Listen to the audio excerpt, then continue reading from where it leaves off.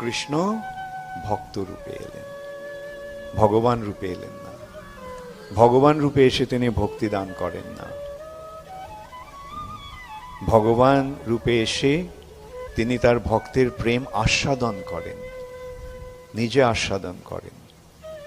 কিন্তু যখন এই দান করার যখন প্রয়োজন হলো, তখন তিনি ভক্ত রূপে এলেন।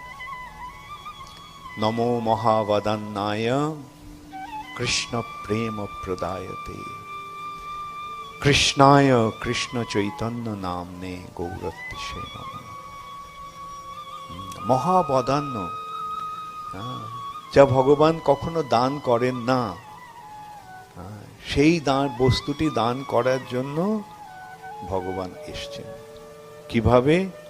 কৃষ্ণায়, শ্রীকৃষ্ণ স্বয়ং কৃষ্ণ চৈতন্য নাম নেই, শ্রীকৃষ্ণ চৈতন্য মহা